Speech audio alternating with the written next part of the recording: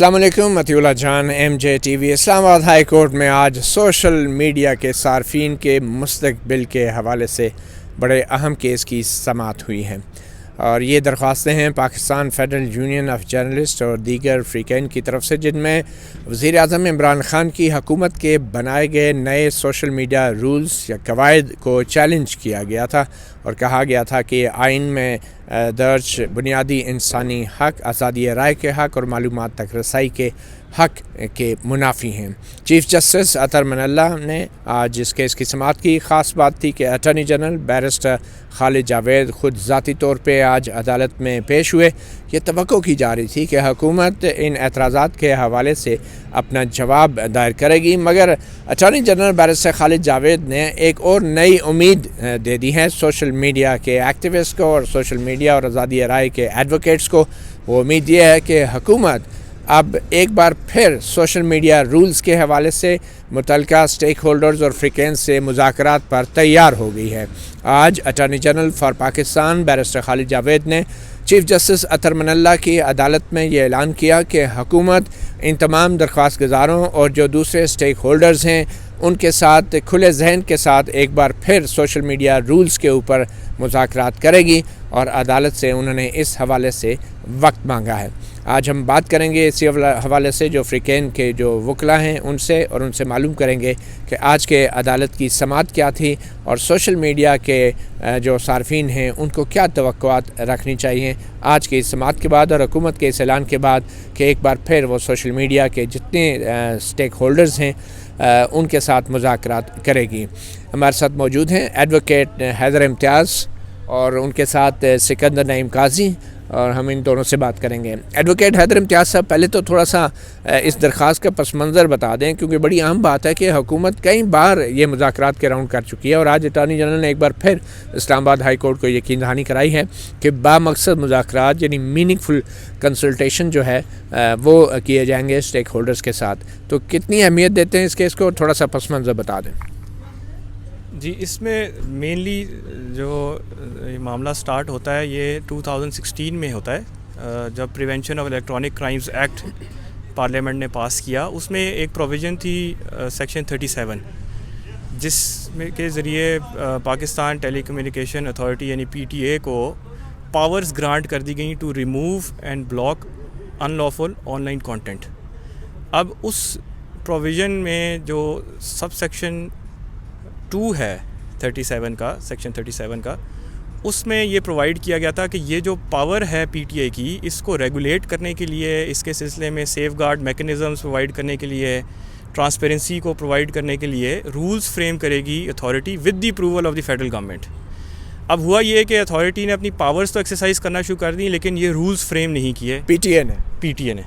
Authority basically word جو use ہوا ہے اس سیکشن میں وہ PTA کو ریفر کرتا ہے۔ تو PTA نے اس کو پاور گرانٹ کر دی گئی اس ایکٹ کے ذریعے، specifically section 37 of prevention of electronic crimes act کے ذریعے پارلیمنٹ کی طرف سے۔ سو یہ امپورٹنٹ ہے کہ it was an act of the parliament جس نے ایک پاور جو ہے وہ گرانٹ کر دی ہے ایک ایگزیکٹو اتھارٹی کو کہ وہ ریموو کر سکتی ہے یا بلاک کر سکتی ہے ایسے آن لائن کانٹینٹ کو جو کہ ان لافل کنسیڈر کیا تھا، اور اس کی کچھ انہوں نے کرائٹیریا بھی دے دیے۔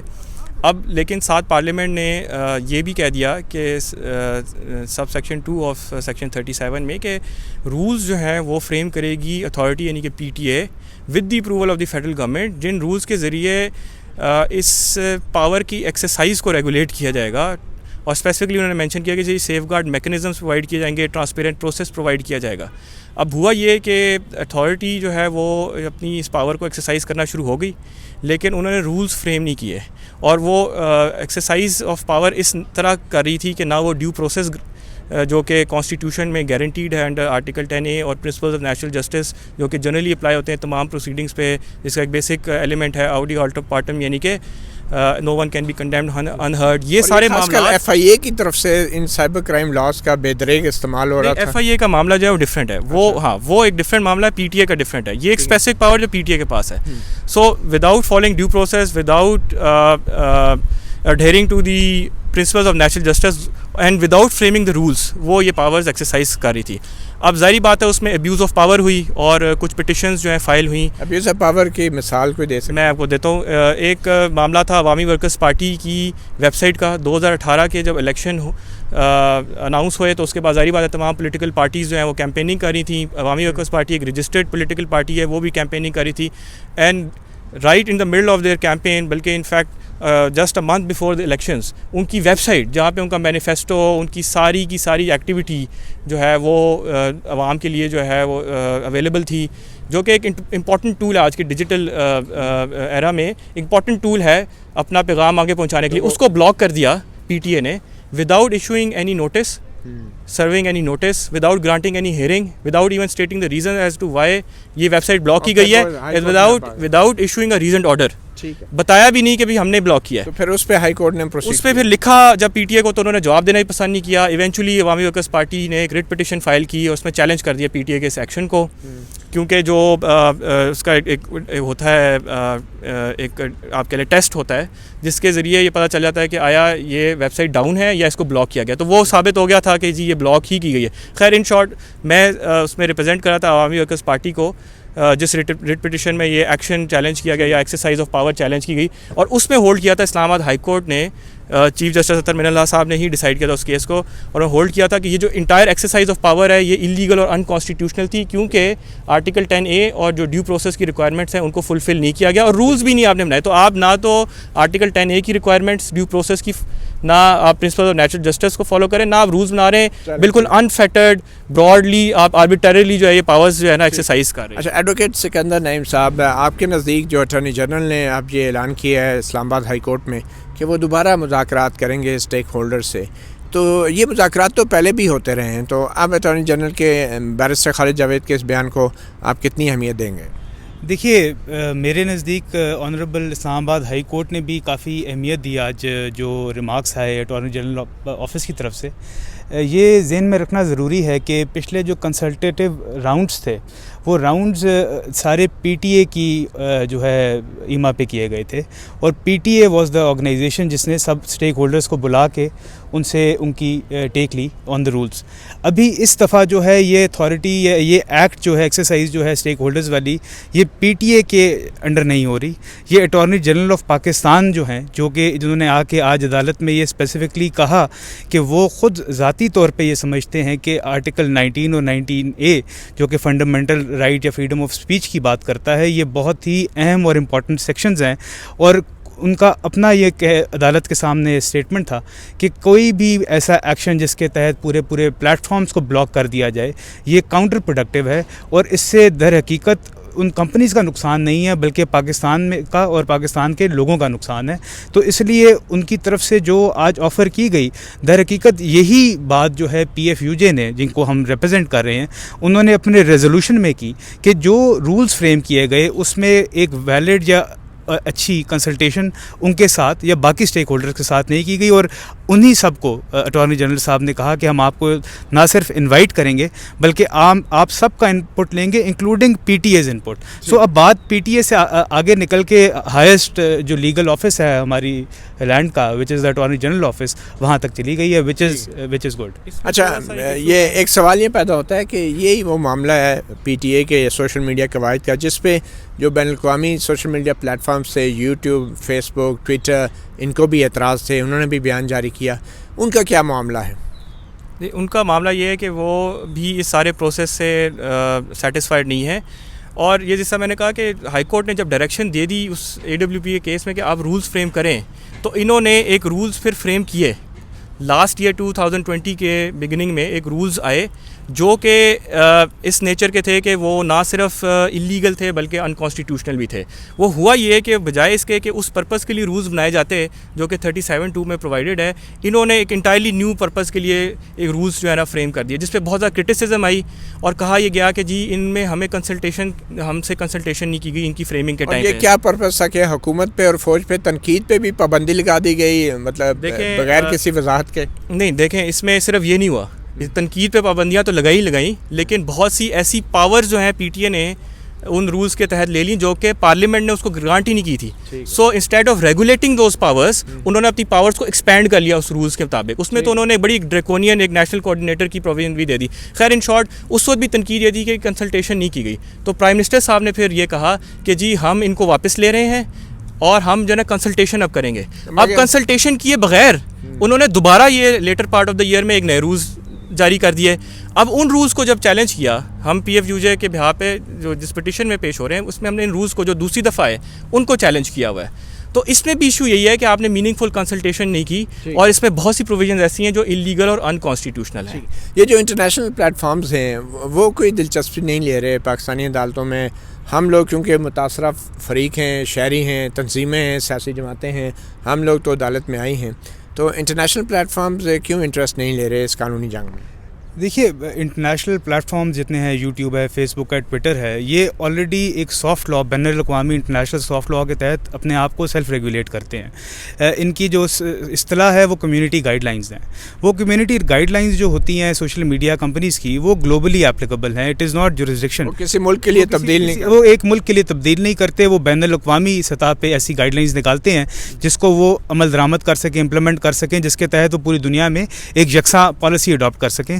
یہ ممکن نہیں ہے کہ سوشل میڈیا کمپنیز کسی بھی طرح جو یہاں پر کہا جا رہا ہے کہ کمیونٹی گائیڈ لائنس کو کویشچن بھی کیا جا سکتا ہے, ان کو سیٹ اسائڈ بھی کیا جا سکتا ہے, یہ بین بھی کیا جا سکتا ہے پلیٹ فارمز کو. ہمارے نزدیک کوئی بھی سوشل میڈیا کمپنی اس طرح کی انفورسمنٹ کے لیے, ڈرکونین انفورسمنٹ کے لیے تیار نہیں ہوگی. ٹھیک ہے. اور خاص کر یہ جو ڈیٹا لوکلائزیشن کی بات ہے, یہ ڈیٹا لوکلائزیشن کے جتنے بھی انٹرنیشنل پلیٹ فارم ہیں, یوٹیوب, فیس بک, واٹس ایپ, یہ اپنا ڈیٹا پاکستان میں رکھیں گے, تو اس میں برائی کیا ہے کہ ہمارا ڈیٹا ابھی سارا ملک سے باہر سٹور ہو رہا ہے, غیر ملکیوں کے پاس ہے, تو اپنے اداروں کے پاس ہمارا ڈیٹا اگر ہو تو اس میں ہمیں زیادہ کانفیڈنس کیوں نہیں ہے؟ دیکھیے اس میں دو ایشوز ہیں. پہلا ایشو تو یہ ہے کہ جو پی ٹی اے کا, جس طرح حیدر نے بتایا کہ جو 37(2) کی پاورز ہیں وہ پاورز تھی ٹرانسپیرنسی اور سیف گارڈز جو انفورسمنٹ آف سیکشن 37 کی حد تک ہے. اس میں کہیں بھی یہ بات نہیں کی گئی کہ ڈیٹا کی ریٹینشن کہاں پر کی جائے گی. تو جو پاورز ڈیٹا کے حوالے سے لی جا رہی ہیں ان رولز کے تحت, وہ ان رولز کے تحت پاور لی نہیں جا سکتی. تو پہلا تو سکم جو ہے وہ جورسڈکشنل ہے کہ پی ٹی اے کو وہ اختیار مل گیا جو کہ ان کے پیرنٹ ایکٹ میں بھی ان کے پاس نہیں, وچ از ڈیٹا ریٹینشن.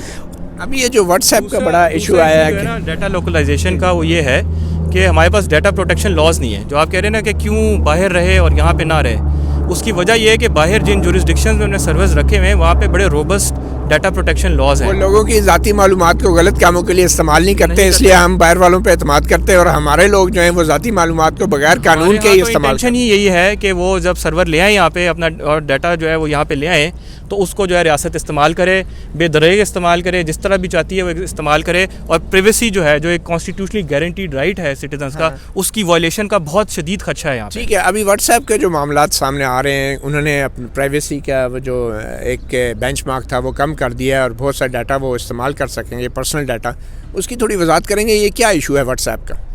دیکھیں واٹس ایپ کا جو ایشو ہے وہ تو ایک ڈفرینٹ ایشو ہے. وہ یہ ہے کہ کمپنی, دیکھیں یہ جو ڈیجیٹل لینڈسکیپ ہے اس میں صرف یہ نہیں کہ ہم نے ریاستوں کی اکاؤنٹیبلٹی کی بات کرنی ہے یا گورنمنٹس کی اکاؤنٹیبلٹی کی بات کرنی ہے جو کہ بریچ کرتے ہیں سٹیزنس کے رائٹ آف پریویسی کو, بٹ آلسو جو کارپوریشنز ہیں, کمپنیز ہیں جن کو یہ ڈیٹا دیا جا رہا ہے. جب میں فیس بک پہ اپنا اکاؤنٹ بناتا ہوں یا ٹویٹر پہ, تو میں اپنا کچھ ڈیٹا جو ہے اس پہ اپلوڈ کرتا ہوں, تصویریں وغیرہ جو یا اپنے خیالات, وہ سارے کے سارے ایک امانت کے طور پہ اس کمپنی کے پاس ہیں. اور اس کی جو گائیڈ لائنز ہیں یا جو ان کے جو ٹرمز اینڈ کنڈیشنز ہیں جو کہ انیشلی اکاؤنٹ بنانے کے ٹائم پہ لکھی ہوتی ہیں, اس میں یہ معاملات جو ہیں لکھے ہوتے ہیں کہ جی آپ کی جو ہے وہ ہم پریویسی کو رسپیکٹ کریں گے.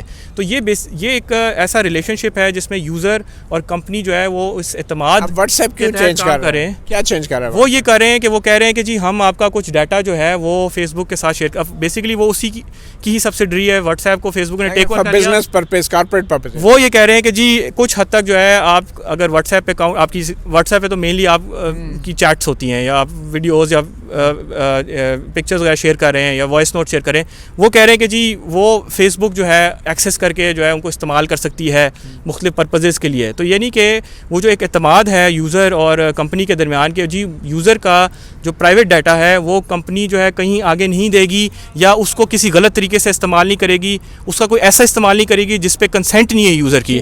یہ اس اعتماد کو جو ہے نا بریچ کر رہی ہے. بہت شکریہ ایڈوکیٹ حیدر امتیاز, ایڈوکیٹ اسکندر نعیم قاضی. آپ نے سنا سوشل میڈیا رولز کے حوالے سے. اٹارنی جنرل جو اسلام آباد ہائی کورٹ سے جب باہر نکلے تو میں نے ان سے یہ سوال کیا کہ یہ جو مذاکرات کی پیشکش حکومت نے کی ہے سوشل میڈیا کے اسٹیک ہولڈرز کو، تو کیا یہ میننگ فل کنسلٹیشن ہوگی، بامقصد مذاکرات ہوں گے؟ تو دیکھیں اٹارنی جنرل نے کیا کہا. جس طرح یہ کنسلٹیشن میننگ فل ہوگی. Absolutely. You are also invited. Thank you. Thank you, sir. آپ نے سنا attorney general barrister Khalid Javed, بالکل انہوں نے کہا کہ یہ میننگ فل مذاکرات ہوں گے.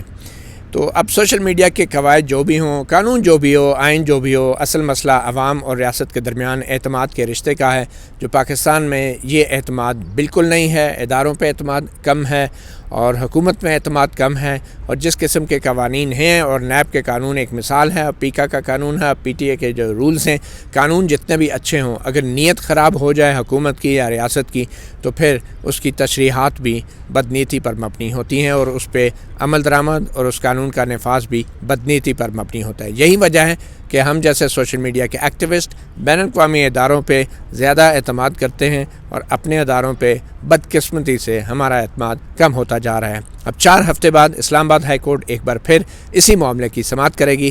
دیکھتے ہیں کہ ان بامقصد مذاکرات کا کیا نتیجہ نکلتا ہے، اور جو سوشل میڈیا قواعد حکومت لانے جا رہی ہے، کیا سوشل میڈیا کے جو صارفین ہیں، جو عام شہری ہیں، ان کی آزادی رائے، ان کے معلومات تک رسائی اور ان کے زندہ رہنے کا جو بنیادی حق ہے، وہ کتنا اس کو تحفظ دیا جاتا ہے، یا پھر عدالتیں ان حقوق کو تحفظ دینے میں کتنی کامیاب ہوتی ہیں. مطیع اللہ جان، MJ ٹی وی سے اتنا ہی. اجازت دیجیے. اللہ حافظ.